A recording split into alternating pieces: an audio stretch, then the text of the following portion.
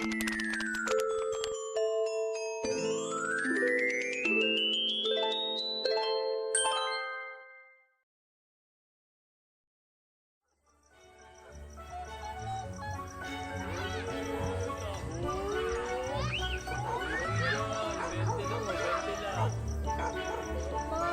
taho. Bilhin niyo na daw po yung anak niyo.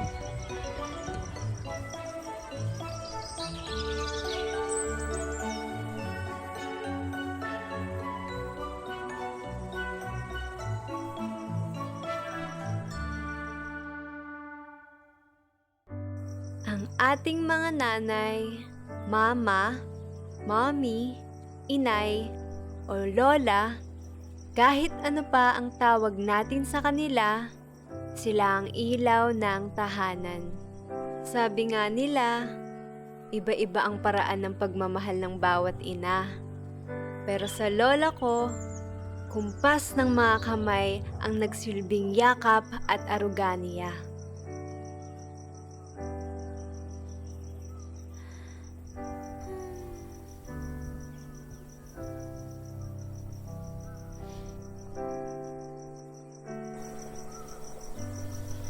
Hindi ko talaga makakalimutan yung mga unang araw ko na kasama ko si Lola. Kamusta ka dyan, nak? Pakabait ka dyan, ha? Huwag matigas ulo sa lola mo.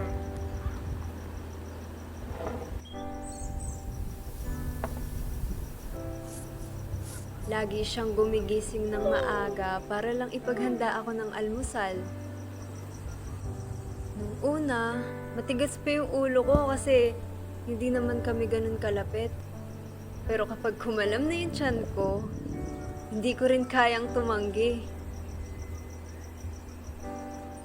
Minsan nga, nahihiya akong kumuha ng pagkain kasi nahihiya pa ako kay Lola noon. Naalala ko pa nga nung nahulog ko yung titimplahin ko sanang tsokolate, tas akala ko magagalit siya.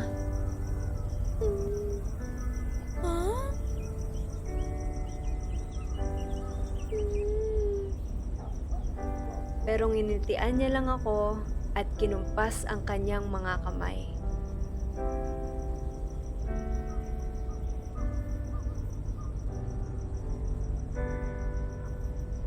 Hindi ko man lubos maintindihan noon ang ibig niyang sabihin. Ramdam ko pa rin ang pag-aalaga at pagmamahal niya sa akin.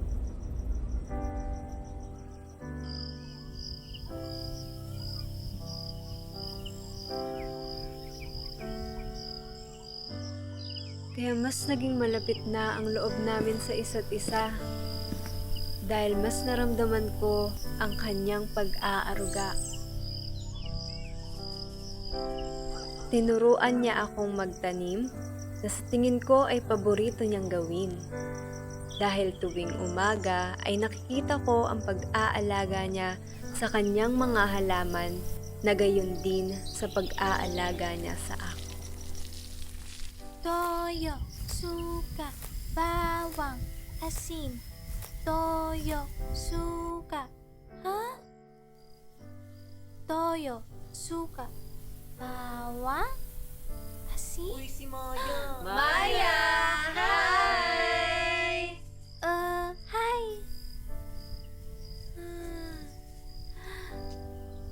Ano nga yun?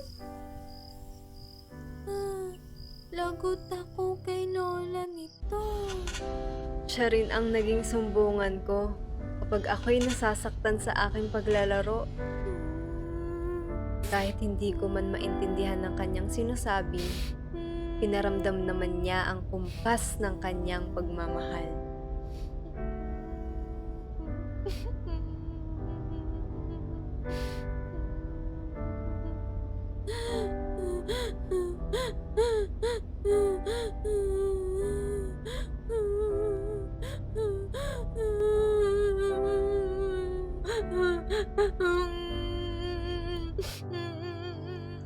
Wow!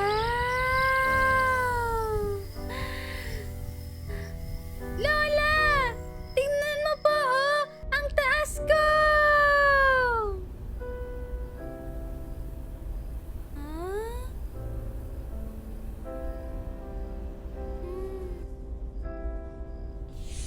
Kaya simula noon, pinangako ko sa sarili ko na lahat ay gagawin ko mapasaya lang si Lola. Dahil hindi matutumbasan ng kahit na ano ang kasiyahan na ibinigay niya para sa akin. At pagsasakripisyo niya, Lola! alagaan ako.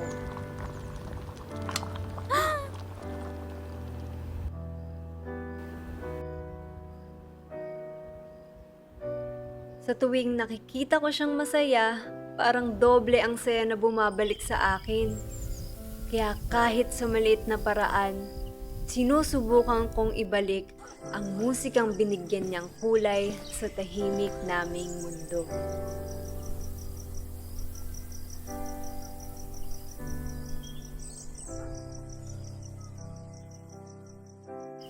Ating bebang pabakal daw po si Teya.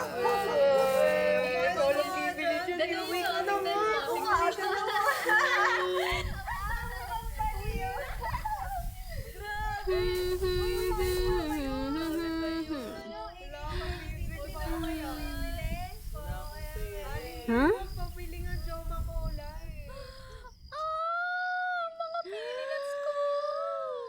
Si Lola! Sigurado akong matutuwa na naman si Lola. Perfect na naman ako sa exam. Excited na ako makita yung reaksyon niya. Lola! Huh?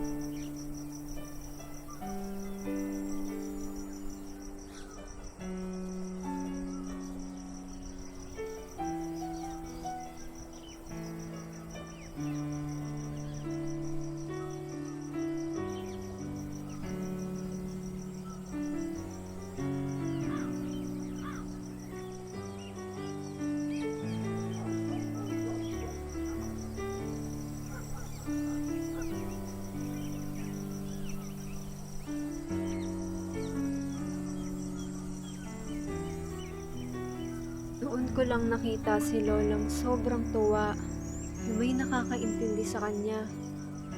Hindi ko maiwasang isipin na sa nagdaang taon, wala akong nagawa para intindihin siya.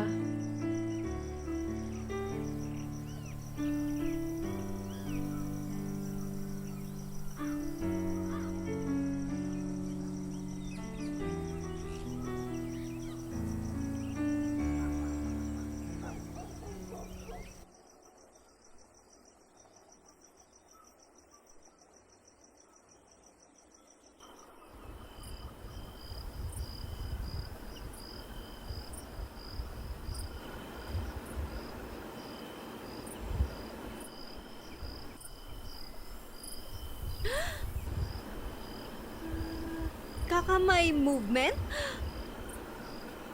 Free lang? O ayan, si Maya nagbukas na. How about yung iba? Ngayon, subukan nating i-apply yung mga natutunan natin. Magsimula tayo sa simple greetings.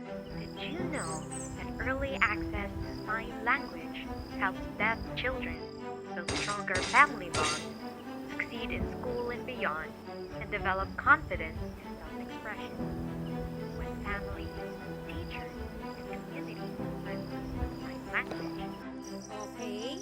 Isa pa. Ah!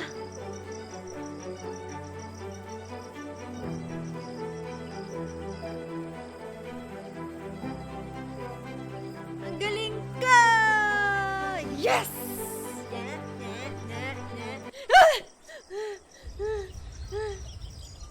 Maya, kanina pa ako rito.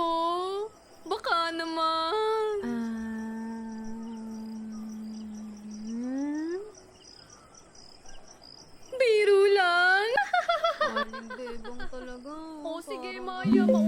At wala naman atang lola mo rito. O sige po, ingat!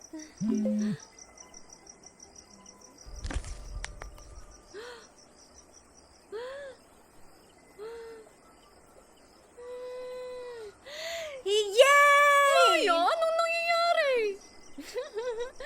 Aling Bebang, valedictorian na ho ako! Si Lola! Nasaan kaya siya? Kailangan kong sabihin to sa kanya, Aling Bebang. Tara, puntahan natin siya!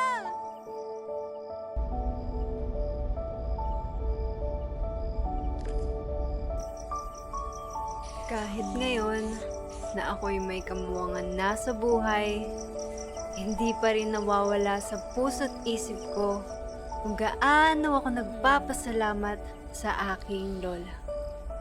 Sa lahat ng sakripisyo, aral, at pagmamahal na kanyang ibinigay. At upang masuklian ang walang kupas niyang aruga, ako naman ang uunawa sa bawat kumpas ng kanyang mga kamay. At sasagutin ito ng kumpas ng aking pagmamahal. Natuto akong makinig, hindi lang gamit ang aking tenga. Natutunan ko ring gamitin ang aking puso at mga mata. Dahil ang pakikinig ay hindi nasusukat sa kung gaano ba ito kalakas, kundi sa lalim ng ating pag-unawa. Ang kanyang kondisyon ay hindi naman kakulangan. Kailangan lang natin matutong makinig sa ibang paraan. Kaya para kay Lola,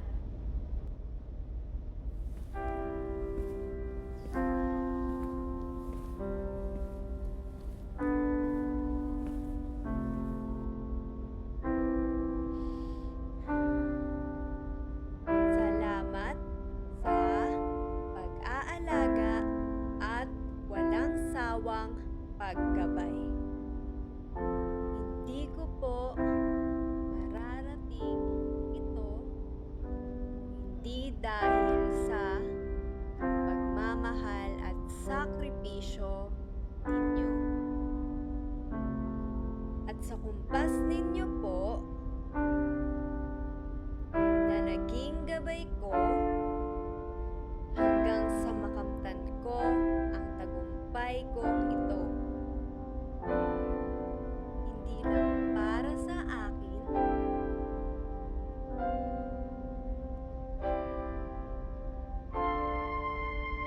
para rin sa'yo ito, Lola.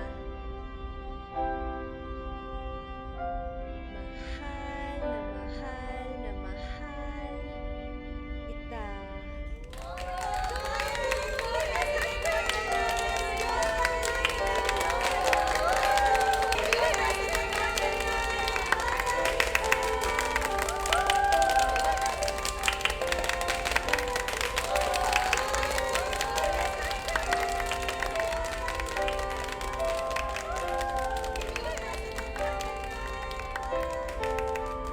Oh, wait lang. Picture muna.